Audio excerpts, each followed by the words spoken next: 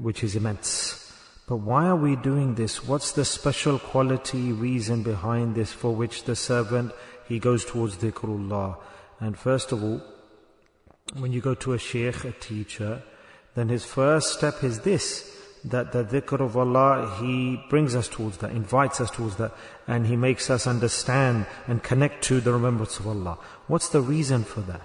Actually, dhikr of Allah, remembrance of Allah, is that one act of worship which you don't just get great reward, but you get the great impact from that, for which reason we do this dhikr, and that is love. That's the main reason. There's no other reason apart from this. That through dhikrullah, we develop love. And whose love are we going to develop? We don't even know. But we want love of someone to come inside. So obviously, it's His love whom we are remembering, whose name we are remembering. It's His love, isn't it? So if I say the name of my beloved, I'm doing dhikr of somebody, then am I going to get love for Allah? No. Then I'm going to have love to my beloved. And whether I remember her or she remembers him, and on that people write verses and rhymes and poems and etc. The poems, the poet, everything. They are explaining and expressing the love and the beauty. It's all there'll be love, but for that person who you hold dear or beloved. So when you say the name of Allah and remember Allah, then whose love will you develop? You will develop the love with Allah. That's why in our Naqshbandi order, we go towards Allah personally, not His characteristics, etc. So, Ya Rahman, Ya Rahim, Ya Ghaffar, Ya Sattar, this is all dhikr of Allah, isn't it? These are all Asma al-Husna. Allah says, whichever name you take, they're all great names. But all of these are Allah Ta'ala's attributes and qualities. But we want to love Allah Ta'ala personally, directly. Directly we want to have love with Allah, with Him personally. Because when we love Allah personally, then all those great qualities and attributes will come anyway automatically. Do you understand what I'm saying? I hope you understand. If you have love with somebody, that your eyes are very nice, your complexion is like a nice rose, and your hair is very nice and colorful, then you are expressing the beauty of that person, and each and every attribute you're saying. But when you say, I love you, then that includes everything in there, isn't it? Because you're directly loving that person, everything of that person will be included. You understand what I'm saying? That's why we say, Ya Allah, Ya Rahman, Ya Rahim, Ghaffar, Sattar. Now, we are not saying that. We are making the dhikr of Allah, if we say that, Ya Ghaffar, Ya Sattar. But when we say Allah, then all Allah's attributes and qualities come into that, included. So when you do dhikrullah, remembrance of Allah, then people ask, shall I do this tasbih, shall I recite this verse? You don't need to have tasbih recitation.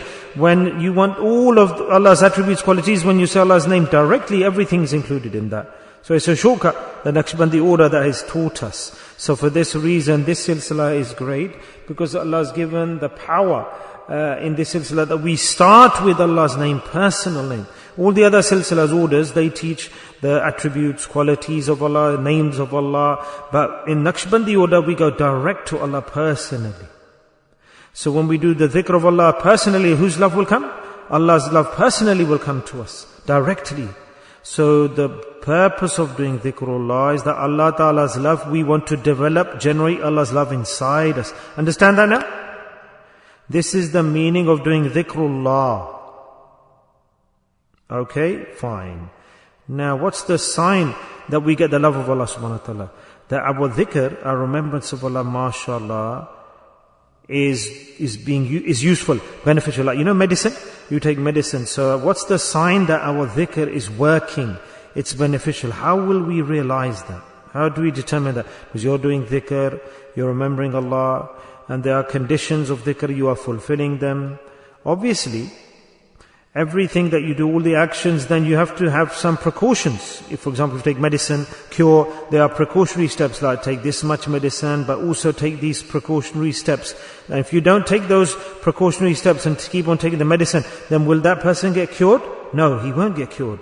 The medicine won't have an impact because he's not taking those conditional steps. Same way when a student does dhikrullah and we want to develop Allah Ta'ala's love, generate Allah Ta'ala's love, acquire that, Allah's love will come at that time through dhikr of Allah, when alongside dhikr of Allah we are also taking those precautionary steps, those conditions. Remember this, very important to understand this. Let's say you're doing a lot of effort to attain Allah Ta'ala's love, to get closer to Allah. We're doing 1,000 tasbih, 100 tasbih, remembering Allah's name, 100,000 tasbih we're doing, dhikrullah, to generate and develop the love for Allah.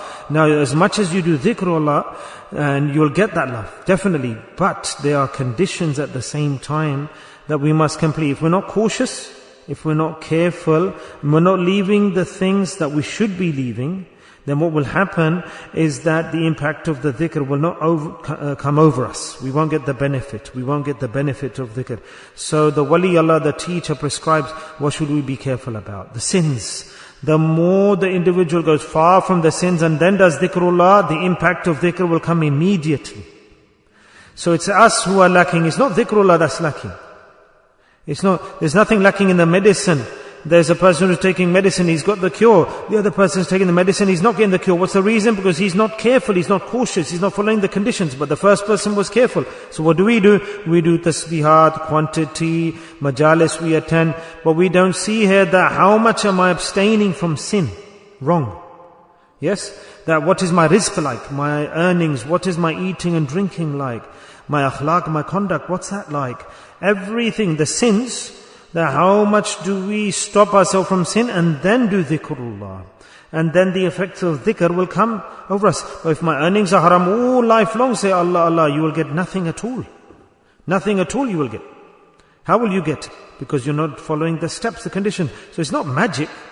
Dhikrullah is not magic. This is doing an action to acquire Allah Ta'ala's love. So if a person is very rude, disrespectful, but he does dhikr, and then he thinks he is pious, then he's foolish, stupid person. The path he has got, the right path he has adopted, but his method is wrong. So in this, it's not the fault of the shaykh, it's not the fault of dhikrullah. The dhikr of Allah is such a deed, immediately you get the impact, the taste of it. But the sinful person does not get the benefit. A pure thing can never mix with impurity. Darkness and light cannot be alongside each other ever. So it doesn't matter how much we do dhikr and recite la ilaha illallah, etc. And you're not getting the benefit, never can that individual be successful. Never ever, remember this. You're in a big deception, that person. And the shaykh will say as well, you are never successful, never will you get the love of Allah subhanahu wa ta'ala. Shaitan will overtake you. Shaitan, to make you strong, how? He'll show him dreams. He'll show him visions.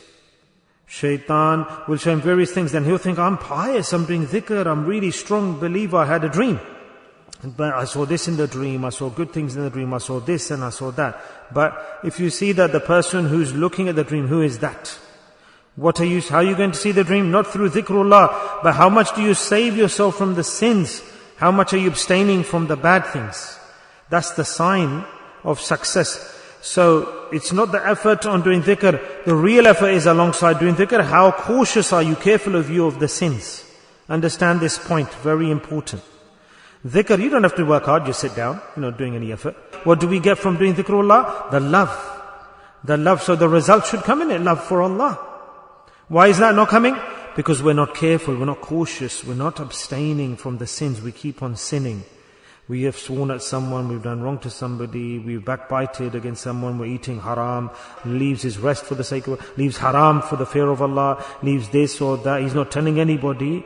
And he says that, I can't do this action, these are wrong actions, Allah will be unhappy, displeased or angry. This is called a person has started to generate the love for Allah. Allah's love has come into that person and that's overtaken him. And then Allah starts to pull on that person.